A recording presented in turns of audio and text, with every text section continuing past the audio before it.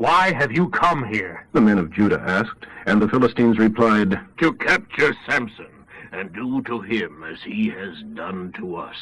So 3,000 men of Judah went down to get Samson at the cave in the rock of Edom. What are you doing to us? Don't you realize that the Philistines are our rulers? I only paid them back for what they did to me. We have come to capture you and take you to the Philistines. All right, but promise me you won't kill me yourselves. No, we won't do that. So they tied him with 2 new ropes and led him away. As Samson and his captors arrived at Lehi, the Philistines shouted with glee. But then the strength of the Lord came upon Samson, and the ropes with which he was tied snapped like thread and fell from his wrists. Then he picked up a donkey's jawbone that was lying on the ground and killed 1,000 Philistines with it. Tossing away the jawbone, he remarked, Heaps upon heaps, all with a donkey's jaw. I've killed 1,000 men, all with a donkey's jaw. This place has been called Jawbone Hill ever since. But now he was very thirsty, and he prayed to the Lord and said, You have given Israel such a wonderful deliverance through me today. Must I now die of thirst and fall to the mercy of these heathen? So the Lord caused water to gush out from a hollow in the ground, and Samson's spirit was revived as he drank. Then he named the place the Spring of the Man Who Prayed, and the spring is still there today. Samson was Israel's judge for the next 20 years, but the Philistines still controlled the land. Chapter 16. One day Samson went to the Philistine city of Gaza and spent the night with a prostitute. Word soon spread that he had been seen in the city, so the police were alerted, and many men of the city lay in wait all night at the city gate to capture him if he tried to leave. They thought, In the morning, when there is enough light, we'll find him and kill him. Samson stayed in bed with the girl until midnight, then went out to the city gates and lifted them with the 2 gateposts right out of the ground. He put them on his shoulders and carried them to the top of the mountain across from Hebron. Later on, he fell in love with a girl named Delilah, over in the valley of Sorek. The 5 heads of the Philistine nation went personally to her and demanded that she find out from Samson what made him so strong, so that they would know how to overpower and subdue him and put him in chains. Each of us will give you $1,000 for this job, They promised. So Delilah begged Samson to tell her his secret. Please tell me, Samson, why you are so strong. I don't think anyone could ever capture you. Well, if I were tied with 7 raw leather bowstrings, I would become as weak as anyone else. So they brought her the 7 bowstrings, and while he slept, she tied him with them. Some men were hiding in the next room, so as soon as she had tied him up, she exclaimed, Samson, the Philistines are here. Then he snapped the bowstrings like cotton thread, and so his secret was not discovered. Afterward, Delilah said to him, You are making fun of me. You told me a lie. Please, tell me how you can be captured.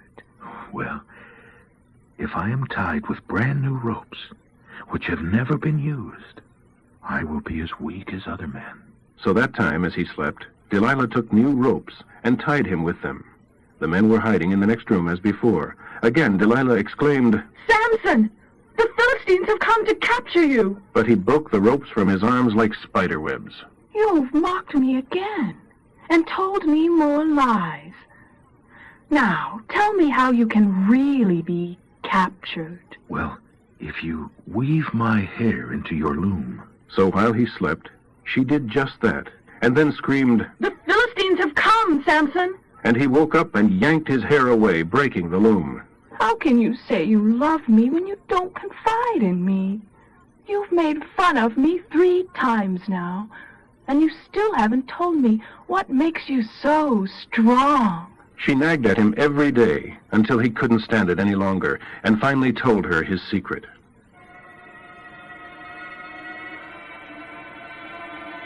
My hair has never been cut, for I've been a Nazirite to God since before my birth. If my hair were cut, my strength would leave me, and I would become as weak as anyone else. Delilah realized that he had finally told her the truth. So she sent for the 5 Philistine leaders. Come just this once more, for this time he has told me everything. So they brought the money with them. She lulled him to sleep, with his head in her lap. And they brought in a barber and cut off his hair. Delilah began to hit him, but she could see that his strength was leaving him. Then she screamed, The Philistines are here to capture you, Samson. and he woke up and thought, I will do as before. I'll just shake myself free. but he didn't realize that the Lord had left him. So the Philistines captured him, and gouged out his eyes, and took him to Gaza, where he was bound with bronze chains, and made to grind grain in the prison. But before long, his hair began to grow again. The Philistine leaders declared a great festival to celebrate the capture of Samson. The people made sacrifices to their god Dagon, and excitedly praised him.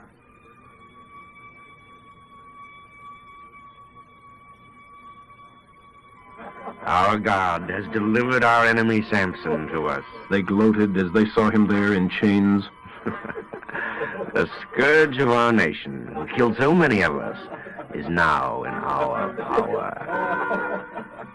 Half drunk by now, the people demanded, Bring out Samson so we can have some fun with him!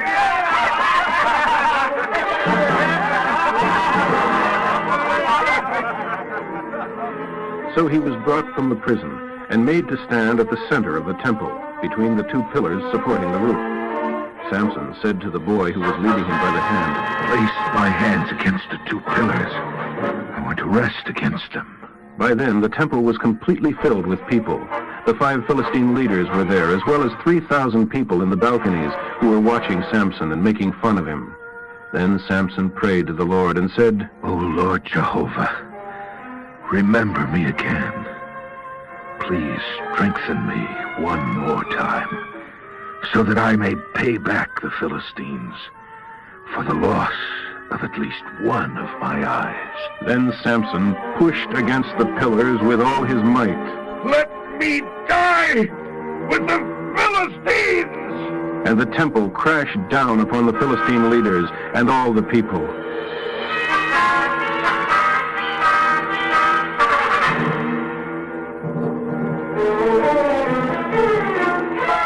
So those he killed at the moment of his death were more than those he had killed during his entire lifetime. Later, his brothers and other relatives came down to get his body, and they brought him back home and buried him between Zorah and Eshtaol, where his father Manoah was buried. He had judged Israel for 20 years. Chapter 17. In the hill country of Ephraim lived a man named Micah. One day he said to his mother, That $1,000 you thought was stolen from you and you were cursing about, well, I stole it. God bless you for confessing it. His mother replied, so he returned the money to her. I am going to give it to the Lord as a credit for your account. I'll have an idol carved for you and plate it with the silver. So his mother took 1/5 of it to a silversmith, and the idol he made from it was placed in Micah's shrine. Micah had many idols in his collection, also an ephod and some teraphim, and he installed one of his sons as the priest. For in those days, Israel had no king, so everyone did whatever he wanted to, whatever seemed right in his own eyes. One day a young priest from the town of Bethlehem in Judah arrived in the area of Ephraim, looking for a good place to live. He happened to stop at Micah's house as he was traveling through. Where are you from? I am a priest from Bethlehem in Judah, and I am looking for a place to live. Well, you can stay here with me and you can be my priest. I will give you $10 a year plus a new suit and your board and room. The young man agreed to this and became as one of Micah's sons. So Micah consecrated him as his personal priest. I know the Lord will really bless me now because now I have a genuine priest working for me. Chapter 18. As has already been stated, there was no king in Israel at that time. The tribe of Dan was trying to find a place to settle, for they had not yet driven out the people living in the land assigned to them. So the men of Dan chose 5 army heroes from the cities of Zorah and Eshtaol as scouts to go and spy out the land they were supposed to settle in. Arriving in the hill country of Ephraim, they stayed at Micah's home. Noticing the young Levite's accent, they took him aside and asked him, "What are you doing here? Why did you come? He told them about his contract with Micah, and that he was his personal priest. Well then, ask God whether or not our trip will be successful. Yes, all is well. The Lord is taking care of you. So the 5 men went on to the town of Laish, and noticed how secure everyone felt. Their manner of life was Phoenician, and they were wealthy. They lived quietly and were unprepared for an attack, for there were no tribes in the area strong enough to try it. They lived a great distance from their relatives in Sidon, and had little or no contact with the nearby villages. So the spies returned to their people in Zorah and Eshtaol. They were asked, What about it? What did you find? and the men replied, Let's attack. We have seen the land, and it is ours for the taking. A broad, fertile, wonderful place. A real paradise. The people aren't even prepared to defend themselves. Come on, let's go, for God has given it to us. So 600 armed troops of the tribe of Dan set out from Zorah and Eshtaol. They camped first at a place west of Kiriath Jearim in Judah, which is still called the Camp of Dan. Then they went on up into the hill country of Ephraim. As they passed the home of Micah, the 5 spies told the others, There's a shrine in there with an ephod, some teraphim, and many plated idols. It's obvious what we ought to do. So the 5 men went over to the house, and with all of the armed men standing just outside the gate, they talked to the young priest, and asked him how he was getting along. Then the 5 spies entered the shrine, and took the idols, the ephod, and the teraphim. What are you doing? The young priest demanded when he saw them carrying them out. Be quiet and come with us. Be a priest to all of us. Isn't it better for you to be a priest to a whole tribe in Israel instead of just to one man in his private home? The young priest was then quite happy to go with them, and he took along the ephod, the teraphim, and the idols. They started on their way again, placing their children, cattle, and household goods at the front of the column. When they were quite a distance from Micah's home, Micah and some of his neighbors came chasing after them, yelling at them to stop. What do you want, chasing after us like this? What do you mean, what do I want? You've taken away all my gods and my priests, and I have nothing left. Be careful how you talk, mister. Somebody's apt to get angry and kill every one of you. So the men of Dan kept going. When Micah saw that there were too many of them for him to handle, he turned back home. Then, with Micah's idols and the priest, the men of Dan arrived at the city of Laish. There weren't even any guards, so they went in and slaughtered all the people, and burned the city to the ground. There was no one to help the inhabitants, for they were too far away from Sidon, and they had no local allies, for they had no dealings with anyone. This happened in the valley next to Beth-Rehob. Then the people of the tribe of Dan rebuilt the city and lived there. The city was named Dan, after their ancestor, Israel's son, but it had originally been called Laish. Then they set up the idols and appointed a man named Jonathan, son of Gershom and grandson of Moses, and his sons as their priests. This family continued as priests until the city was finally conquered by its enemies. So Micah's idols were worshipped by the tribe of Dan as long as the tabernacle remained at Shiloh. Chapter 19.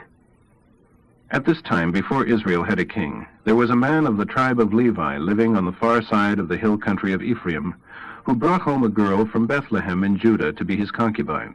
But she became angry with him and ran away and returned to her father's home in Bethlehem, and was there about 4 months. Then her husband, taking along a servant and an extra donkey, went to see her to try to win her back again. When he arrived at her home, she let him in and introduced him to her father, who was delighted to meet him. Her father urged him to stay a while, so he stayed 3 days, and they all had a very pleasant time. On the 4th day, they were up early, ready to leave, but the girl's father insisted on their having breakfast first. Then he pleaded with him to stay 1 more day, as they were having such a good time. At first the man refused, but his father-in-law kept urging him until finally he gave in. The next morning they were up early again, and again the girl's father pleaded, "Stay just today and leave sometime this evening." So they had another day of feasting. That afternoon, as he and his wife and servant were preparing to leave, his father-in-law said, "Look, it's getting late. Stay just tonight and we will have a pleasant evening together, and tomorrow you can get up early and be on your way." But this time the man was adamant. So they left, getting as far as Jerusalem, also called Jebus, before dark. His servant said to him, "It's getting too late to travel. Let's stay here tonight." No, we can't stay in this heathen city where there are no Israelites. We will go on to Gibeah or possibly Ramah. So they went on.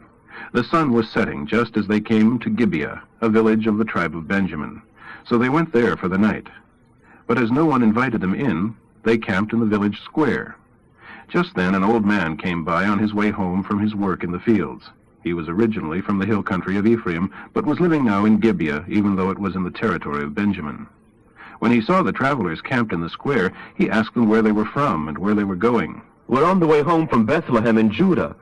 I live on the far edge of the Ephraim hill country near Shiloh, but no one has taken us in for the night, even though we have fodder for our donkeys and plenty of food and wine for ourselves. Don't worry. Be my guests, for you mustn't stay here in the square. It's too dangerous. So he took them home with him. He fed their donkeys while they rested, and afterward they had supper together. Just as they were beginning to warm to the occasion, a gang of sex perverts gathered around the house and began beating at the door and yelling at the old man to bring out the man who was staying with him so they could rape him.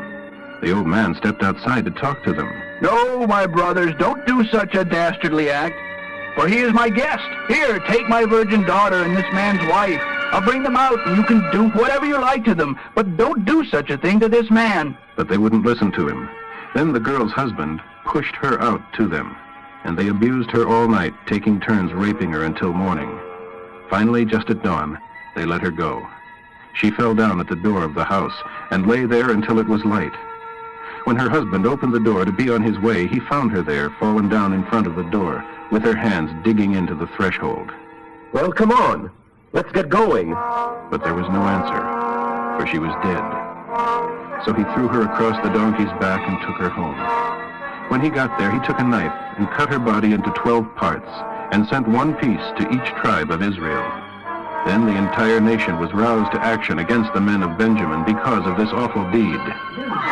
It's a horrible sign, and we're left Egypt. We've got to do something about it.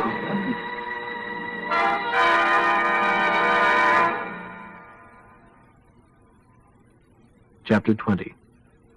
Then the entire nation of Israel sent their leaders and 450,000 troops to assemble with one mind before the Lord at Mizpah. They came from as far away as Dan and Beersheba, and everywhere between, and from across the Jordan in the land of Gilead. Word of the mobilization of the Israeli forces at Mizpah soon reached the land of Benjamin. The chiefs of Israel now called for the murdered woman's husband and asked him just what had happened. We arrived one evening at Gibeah, a village in Benjamin.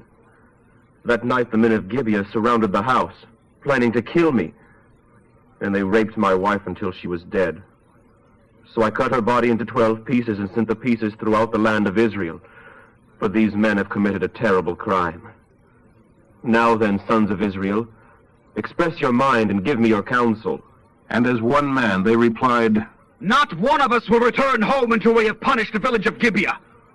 1/10 of the army will be selected by lot as a supply line to bring us food, and the rest of us will destroy Gibeah for this horrible deed. So the whole nation united in this task. Then messengers were sent to the tribe of Benjamin asking, Did you know about the terrible thing that was done among you? Give up these evil men from the city of Gibeah, so that we can execute them and purge Israel of her evil. But the people of Benjamin wouldn't listen. Instead, 26,000 of them arrived in Gibeah to join the 700 local men in their defense against the rest of Israel.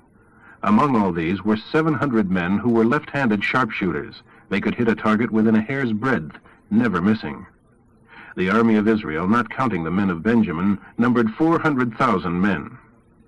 Before the battle, the Israeli army went to Bethel first to ask counsel from God. Which tribe shall lead us against the people of Benjamin? And the Lord replied, Judah shall go first. So the entire army left early the next morning to go to Gibeah to attack the men of Benjamin. But the men defending the village stormed out and killed 22,000 Israelis that day.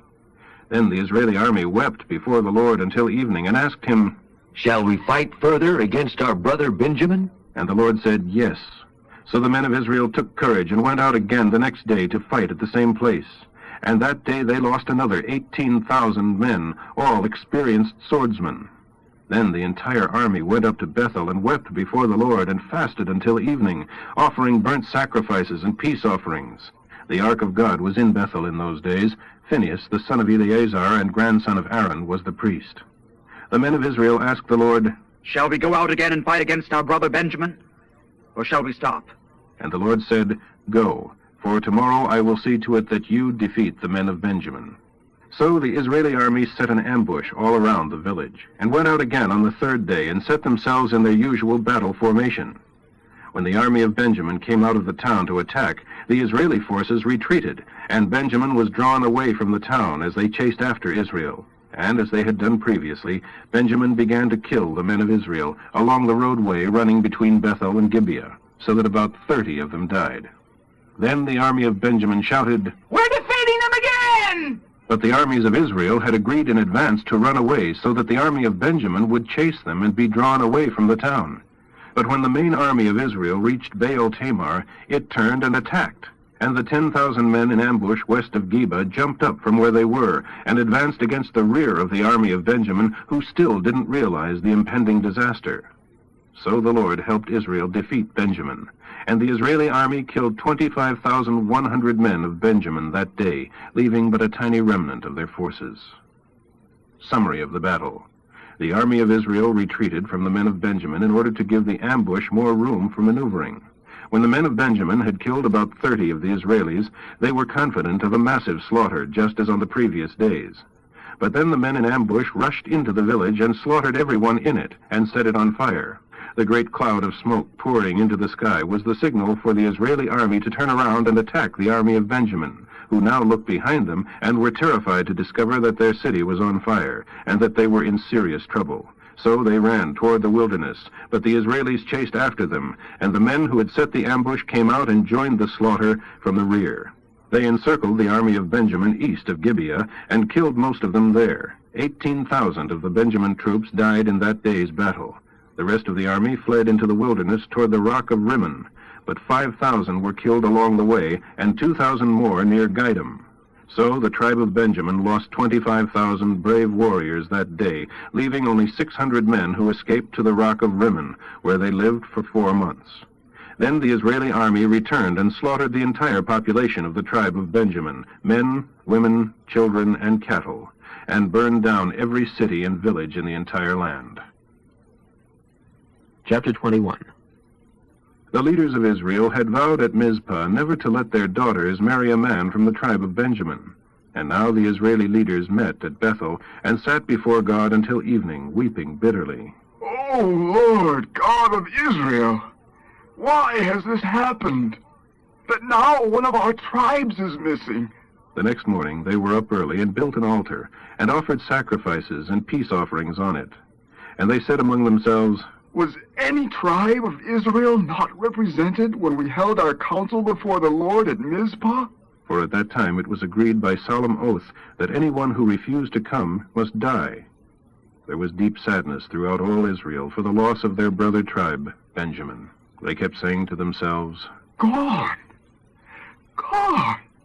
An entire tribe of Israel has been cut off and is gone. And how shall we get wives for the few who remain, since we have sworn by the Lord that we will not give them our daughters? Then they thought again of their oath to kill anyone who refused to come to Mizpah, and discovered that no one had attended from Jabesh-Gilead. So they sent 12,000 of their best soldiers to destroy the people of Jabesh-Gilead. All the men, married women, and children were slain. But the young virgins of marriageable age were saved. There were 400 of these, and they were brought to the camp at Shiloh. Then Israel sent a peace delegation to the little remnant of the men of Benjamin at Rimmon Rock. The 400 girls were given to them as wives, and they returned to their homes. But there were not enough of these girls for all of them. What a sad time it was in Israel in those days, because the Lord had made a breach in the tribes of Israel. The leaders of Israel asked, What shall we do for wives for the others, since all the women of the tribe of Benjamin are dead? There must be some way to get wives for them, so that an entire tribe of Israel will not be lost forever. But we can't give them our own daughters. We have sworn with a solemn oath that anyone who does this shall be cursed of God. Suddenly, someone thought of the annual religious festival held in the fields of Shiloh between Lebonah and Bethel along the east side of the road that goes from Bethel to Shechem. They told the men of Benjamin who still needed wives, Go hide in the vineyard, and when the girls of Shiloh come out for their dances, Rush out and catch them, and take them home with you to be your wives. And when their fathers and brothers come to us in protest, we will tell them, please be understanding and let them have your daughters, for we didn't find enough wives for them when we destroyed Jabesh-Gilead, and you couldn't have given your daughters to them without being guilty. So the men of Benjamin did as they were told, and kidnapped the girls who took part in the celebration, and carried them off to their own land. Then they rebuilt their cities and lived in them. So the people of Israel returned to their homes. There was no king in Israel in those days, and every man did whatever he thought was right.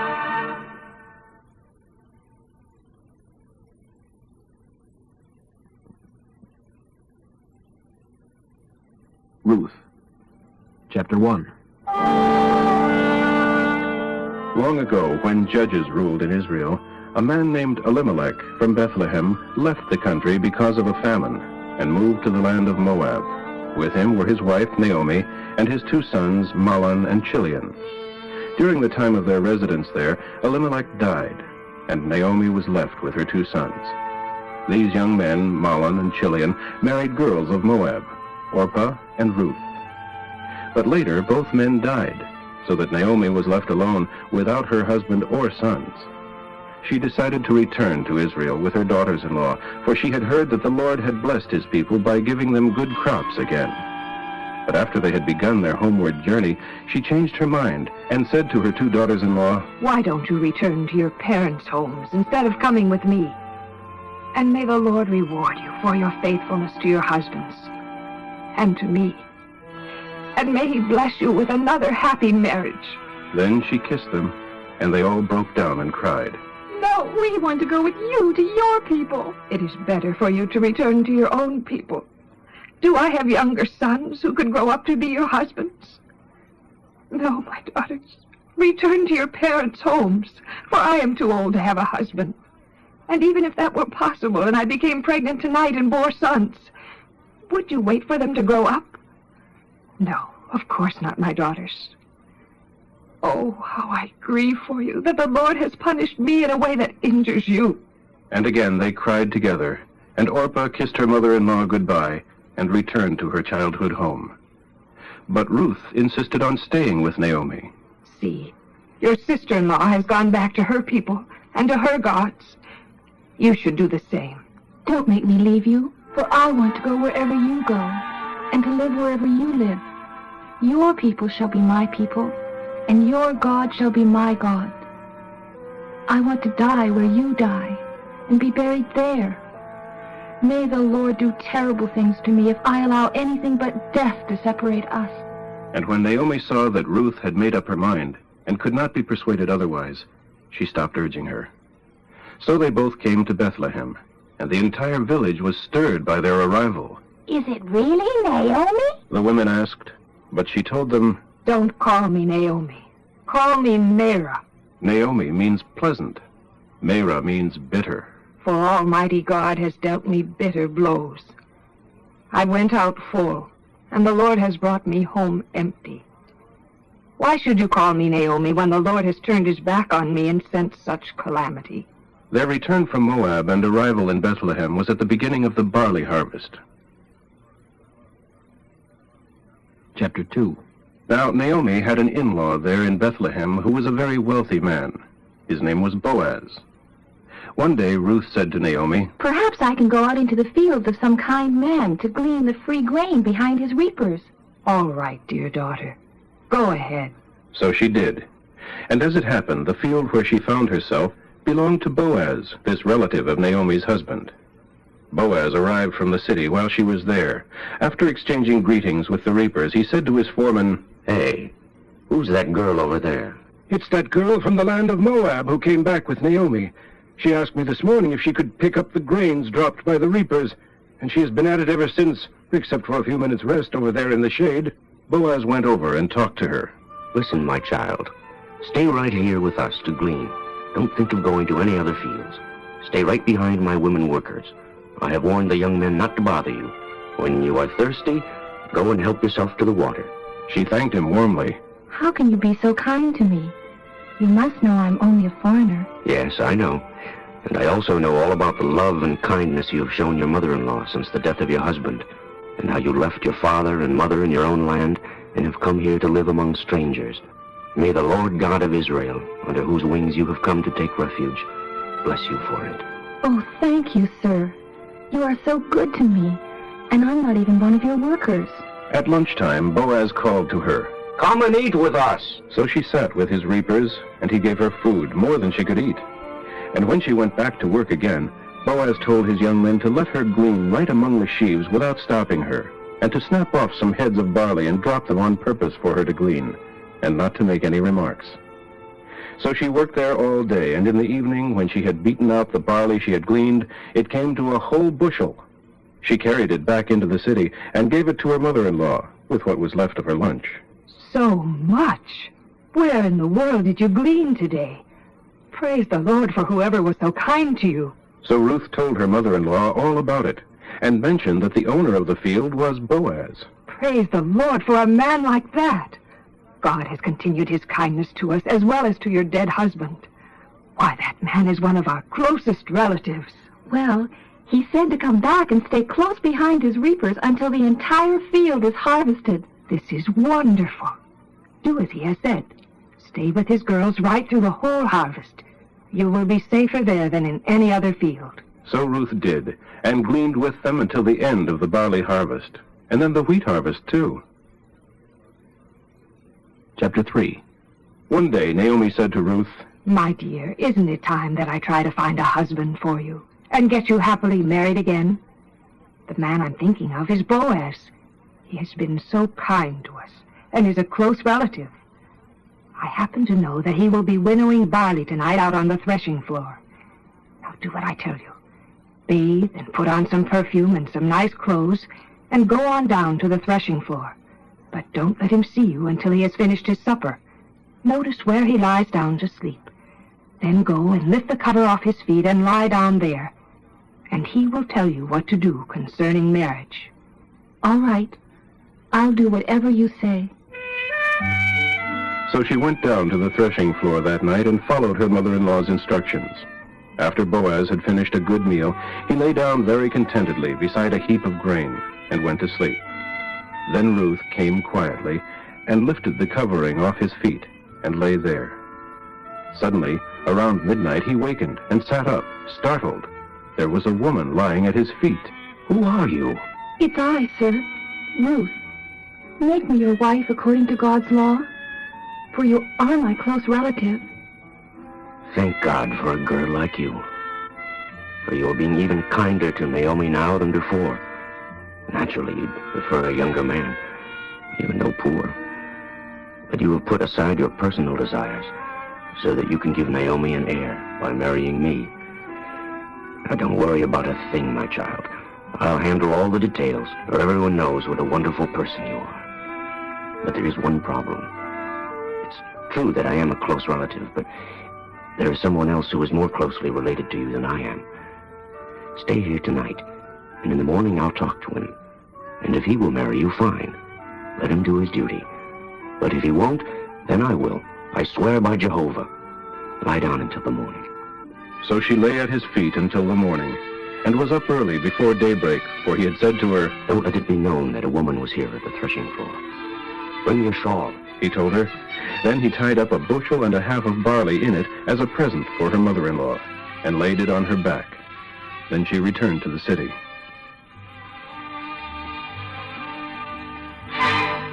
Well, what happened, dear? Naomi asked her when she arrived home.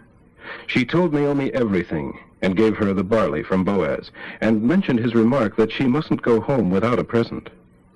Then Naomi said to her, Just be patient until we hear what happens. For Boaz won't rest until he has followed through on this. He'll settle it today. Chapter 4. So Boaz went down to the marketplace and found the relative he had mentioned. Say, come over here. I want to talk to you a minute. So they sat down together. Then Boaz called for 10 of the chief men of the village and asked them to sit as witnesses. Boaz said to his relative, You know Naomi, who came back to us from Moab. She is selling our brother Elimelech's property. I felt that I should speak to you about it, so that you can buy it if you wish, with these respected men as witnesses. If you want it, let me know right away. For if you don't take it, I will. You have the first right to purchase it, and I'm next. All right, I'll buy it. Your purchase of the land from Naomi requires your marriage to Ruth, so that she can have children to carry on her husband's name and to inherit the land.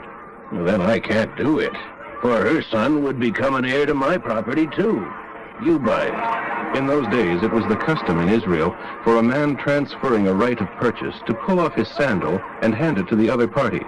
This publicly validated the transaction. So, as the man said to Boaz, "You buy it for yourself," he drew off his sandal. Then Boaz said to the witnesses and to the crowd standing around, "You have seen that today I have bought all the property of Elimelech, Chilion, and Mahlon from Naomi, and that with it I have purchased Ruth the Moabitess, the widow of Mahlon, to be my wife, so that she can have a son to carry on the family name of her dead husband." And all the people standing there and the witnesses replied, "We are witnesses. May the Lord make this woman who has now come into your home as fertile as Rachel and Leah, from whom all the nation of Israel descended. May you be a great and successful man in Bethlehem. And may the descendants the Lord will give you from this young woman be as numerous and honorable as those of our ancestor Perez, the son of Tamar and Judah." So Boaz married Ruth, and when he slept with her, the Lord gave her a son. And the women of the city said to Naomi, "Bless the Lord who has given you this little grandson. May he be famous in Israel." May he restore your youth and take care of you in your old age, for he is the son of your daughter-in-law who loves you so much, and who has been kinder to you than 7 sons. Naomi took care of the baby, and the neighbor women said, "Now at last Naomi has a son again." and they named him Obed. He was the father of Jesse and grandfather of King David. This is the family tree of Boaz, beginning with his ancestor Perez. Perez, Hezron, Ram, Aminadab, Nahshon, Salmon, Boaz, Obed, Jesse, David.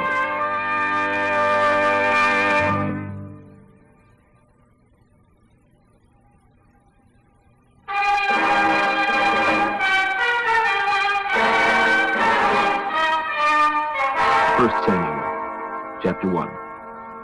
This is the story of Elkanah, a man of the tribe of Ephraim, who lived in Ramathaim Zophim in the hills of Ephraim. His father's name was Jeroham. His grandfather was Elihu. His great-grandfather was Tohu. His great-great-grandfather was Zuph. He had 2 wives, Hannah and Peninnah. Peninnah had some children, but Hannah didn't. Each year Elkanah and his families journeyed to the tabernacle at Shiloh to worship the Lord of the heavens and to sacrifice to him. The priests on duty at that time were the 2 sons of Eli, Hophni and Phinehas.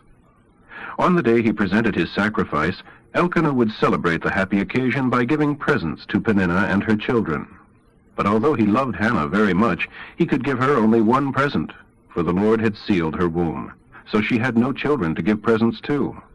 Peninnah made matters worse by taunting Hannah because of her barrenness. Every year it was the same, Peninnah scoffing and laughing at her as they went to Shiloh, making her cry so much she couldn't eat. Elkanah would exclaim, "What's the matter, Hannah? Why aren't you eating? Why make such a fuss over having no children? Isn't having me better than having 10 sons?" One evening, after supper, when they were at Shiloh, Hannah went over to the tabernacle. Eli the priest was sitting at his customary place beside the entrance. She was in deep anguish and was crying bitterly as she prayed to the Lord. And she made this vow, O Lord of heaven, if you will look down upon my sorrow and answer my prayer, and give me a son, then I will give him back to you, and he'll be yours for his entire lifetime, and his hair shall never be cut.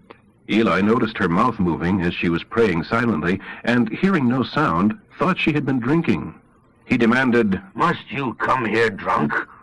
Throw away your bottle." Oh, no, sir. I'm not drunk, but I'm very sad, and I was pouring out my heart to the Lord. Please don't think that I am just some drunken bum. In that case, cheer up. May the Lord of Israel grant you your petition, whatever it is. Oh, thank you, sir, she exclaimed, and went happily back and began to take her meals again. The entire family was up early the next morning and went to the tabernacle to worship the Lord once more. Then they returned home to Ramah, And when Elkanah slept with Hannah, the Lord remembered her petition. In the process of time, a baby boy was born to her. She named him Samuel, meaning asked of God, because, as she said, I asked the Lord for him. The next year, Elkanah and Peninnah and her children went on the annual trip to the tabernacle without Hannah. For she told her husband, Wait until the baby is weaned, and then I will take him to the tabernacle and leave him there. Elkanah agreed. Well, whatever you think best. May the Lord's will be done. So she stayed home until the baby was weaned. Then, though he was still so small, they took him to the tabernacle in Shiloh, along with a 3-year-old bull for the sacrifice, and a bushel of flour and some wine. After the sacrifice, they took the child to Eli. Sir, do you remember me? I am the woman who stood here that time praying to the Lord. I asked him to give me this child, and he has given me my request. Now I am giving him to the Lord for as long as he lives. So she left him there at the tabernacle for the Lord to use. Chapter 2. This was Hannah's prayer.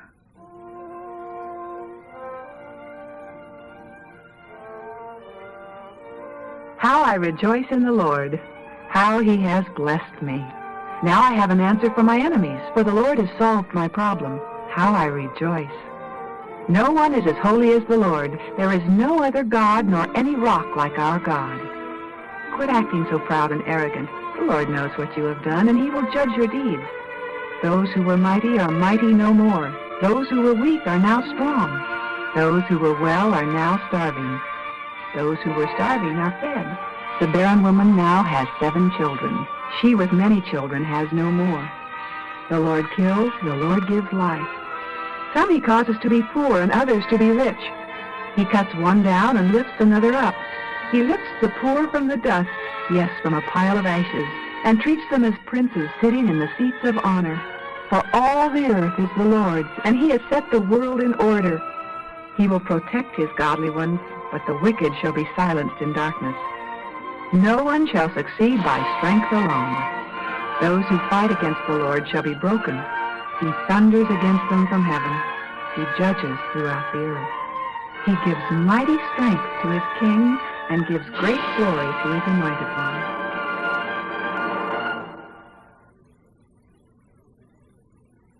So they returned home to Ramah without Samuel, and the child became the Lord's helper, for he assisted Eli the priest. Now the sons of Eli were evil men who didn't love the Lord. It was their regular practice to send out a servant whenever anyone was offering a sacrifice, and while the flesh of the sacrificed animal was boiling, the servant would put a 3-pronged flesh hook into the pot and demand that whatever it brought up be given to Eli's sons. They treated all of the Israelites in this way when they came to Shiloh to worship. Sometimes the servant would come even before the rite of burning the fat on the altar had been performed, and he would demand raw meat before it was boiled, so that it could be used for roasting. If the man offering the sacrifice replied, "Take as much as you want, but the fat must first be burned," as the law requires, then the servant would say, "No, give it to me now, or I'll take it by force." So the sin of these young men was very great in the eyes of the Lord, for they treated the people's offerings to the Lord with contempt. Samuel, though only a child, was the Lord's helper, and wore a little linen robe, just like the priests. Each year his mother made a little coat for him and brought it to him when she came with her husband for the sacrifice. Before they returned home, Eli would bless Elkanah and Hannah and ask God to give them other children to take the place of this one they had given to the Lord. And the Lord gave Hannah 3 sons and 2 daughters. Meanwhile, Samuel grew up in the service of the Lord. Eli was now very old, but he was aware of what was going on around him. He knew, for instance, that his sons were seducing the young women who assisted at the entrance to the tabernacle. Eli told his sons, "I have been hearing terrible reports from the Lord's people about what you are doing. It is an awful thing to make the Lord's people sin. Ordinary sin receives heavy punishment, but how much more this sin of yours, which has been committed against the Lord?" But they wouldn't listen to their father, for the Lord was already planning to kill them.